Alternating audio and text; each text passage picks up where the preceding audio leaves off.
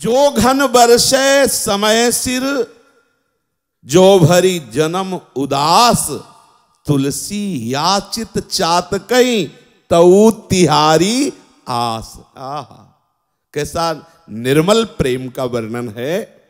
चातक के टेक का वर्णन करते हुए गोस्वामी जी कहते हैं, चाहे तुम ठीक समय पर बरसो, चाहे जीवन भर न बरसो, चाहे ठीक समय पे बरसो या जीवन भर न बरसो, ये चातक सिर्फ अय प्रीतम मेघ, तेरा ही आसरा, तेरा ही सहारा और तेरे लिए ही जीवन अर्पित किए हुए है। एकमात्र आपसे आशा है, बरसो या न बरसो। पी पी पुकारते हुआ जबान सूख गई, रटत रटत रसना लटी, तृषा सूख गे अंग। बलिहारी चरम सीमा का प्रेम। तुलसी चातक प्रेम को नित नूतन रुचि रंग।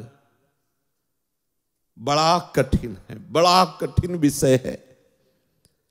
हा प्रीतम पिय पिय पिय, ऐसा रटता रटता जबान सूख गई, क्योंकि बूंद पानी नहीं गिरा, अन्य पानी पी नहीं सकता। प्यास के मारे सारे अंग ताप युक्त हो गए, सूख गए, पर चातक के हृदय में अपने प्रीतम मेघ के प्रति दोष दृष्टि नहीं हुई। उसका प्रेम रंग नित्य नूतन बढ़ता गया। ये नहीं है कि अब चलो यमुना जल आचमन कर लेते हैं, गंगा जल आचमन कर लेते हैं, बहुत हो गया, पी पी रटते हुए बहुत दिन हम इनको माना कि हमारे प्राण धन जीवन सर्वस्व हैं, लेकिन ये तो कभी नेत्र ही हमारी तरफ नहीं दिए, कभी प्यार से हमसे बातें नहीं किए। यही अकेले थोड़ी दुनिया में, चलो और देखते हैं ना। प्रेम में दोष दर्शन नहीं हुआ मेघ के प्रति, नित्य नूतन प्रेम रंग बढ़ता गया। बरसी परुष पाहन पयद, पंख करो टुक टूक, तुलसी परी न चाहिए, चतुर चात कही चूक।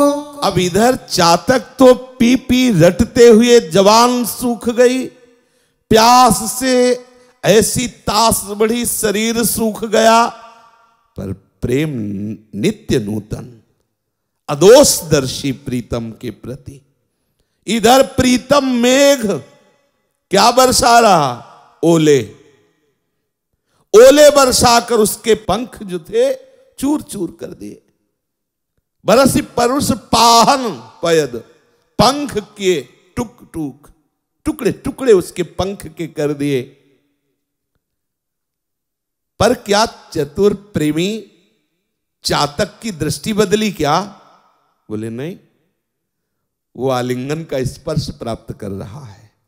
मेघ कृपा करके मेरा आलिंगन कर रहा, पाहन गिर रहे, पंख चूर चूर हो रहे, लेकिन प्रीतम पर दोष दृष्टि नहीं, प्रीतम के आलिंगन सुख का अनुभव कर रहा है।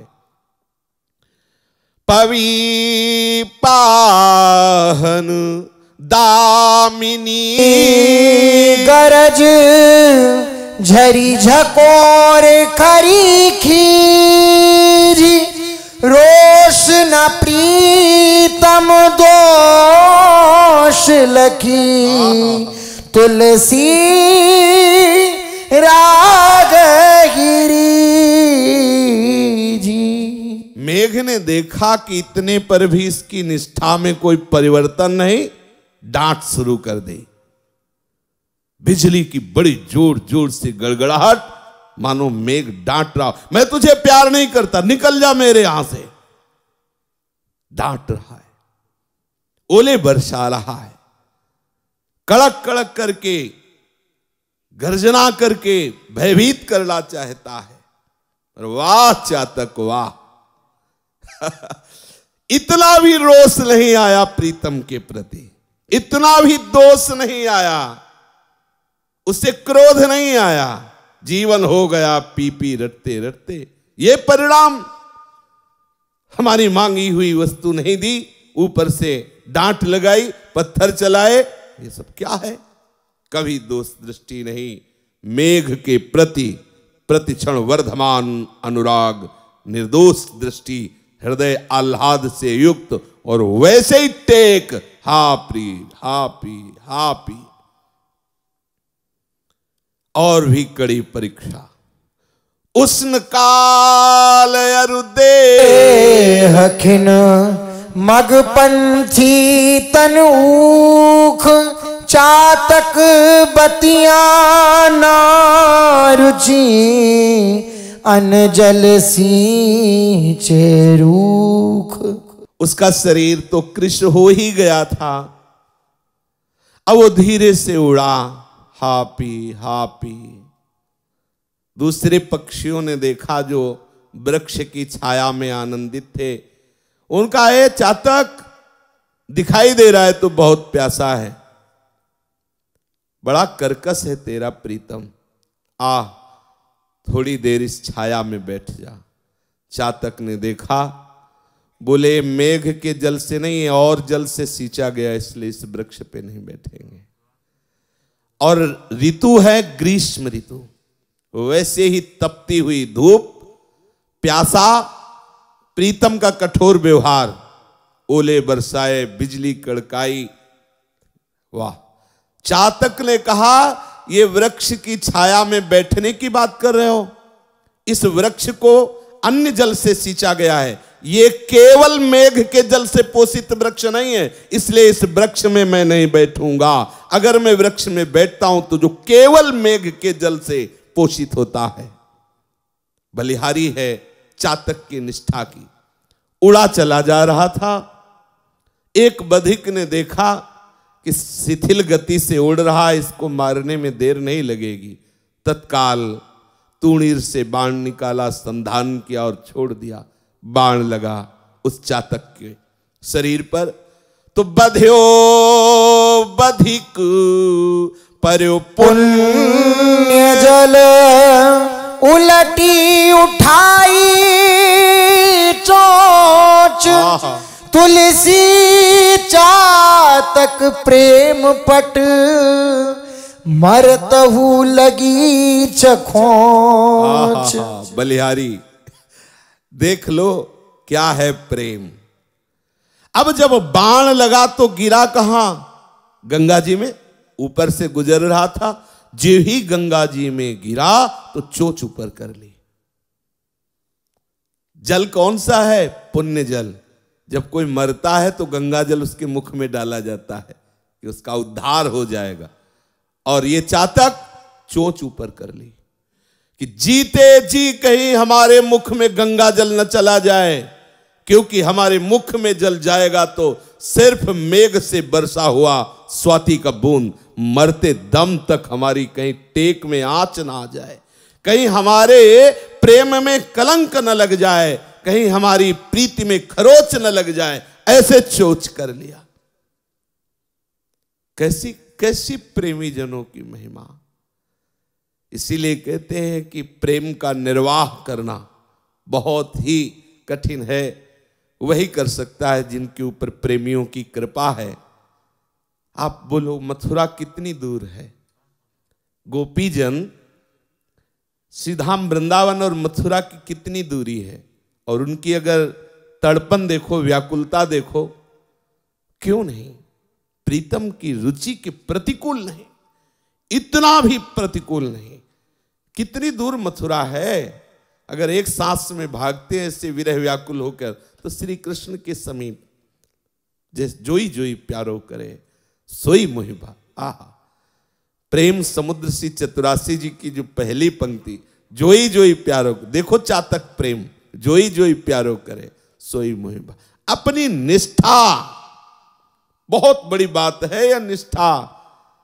ये जितना यश वाणियों में गाया गया है, निष्ठावान महापुरुषों का ही यश गाया गया है। उनकी निष्ठा से ही प्रसन्न होकर प्यारी जू प्यारे जू अपने अत्यंत गुप्त रहस्यमय नित्य विलास का दर्शन, नित्य विलास में सम्मिलित होना और श्रीअंग की सेवा का अधिकार, निष्ठा। चातक के प्रेम रूपी वस्त्र पर मरते दम तक खरोच न लगे, चोच ऊपर कर लिया। चढ़त न चातक चित कबहू, प्रिय पयोध के दोष, तुलसी प्रेम पयोधि है, ताते नाप न जोख। चातक प्रेमी है, अपने प्रीतम मेघ के प्रति कभी भी उसके हृदय में दोष दृष्टि नहीं हुई। क्यों? क्योंकि प्रेम पयोधि है। पयोधि माने समुद्र, समुद्र अगाध है। प्रेमी के हृदय में प्रीतम के प्रति अगाध प्रेम है, था ही नहीं है। कर ले कितनी प्रतिकूलता, जितनी प्रतिकूलता करता है उतना ही प्रेम में उफान आती चली जाती है। लेकिन अगर थोड़ी भी स्वार्थ बुद्धि है, थोड़ा भी समर्पण में कमी है, तो बदलने में देर नहीं लगेगी। कब तक झेले हम कटु व्यवहार, हम पी पी कह रहे और ऊपर से पत्थर चला रहे, बिजली कड़क रही है। ऐसा कैसे हो सकता है? थोड़ी तो दया। अरे 100 बार हम हेरे तो एक बार तो आप हेर दो, 100 बार हम पुकारे तो एक बार तो पुकार के कहो, 100 बार हम आपके आलिंगन की आकांक्षा कर, एक बार तो आप ऐसा करो।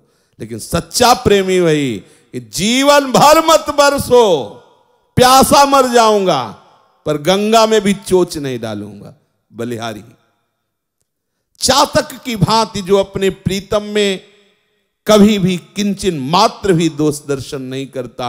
श्री हित ध्रुवदास जी कह रहे, ज्यों चातक स्वाति बिना परसत नहीं जल और, दृढ़तायो मन चाहिए, फिरे न बहुत ठोर। जैसे चातक मेघ के द्वारा बरसे हुए स्वाति नक्षत्र पर बस उसी के जल को पीता है, ठीक ऐसे ही उपासक को चाहिए वृंदावन बिहारी बिहारिणी जी के चरणों में ऐसा प्रेम करे।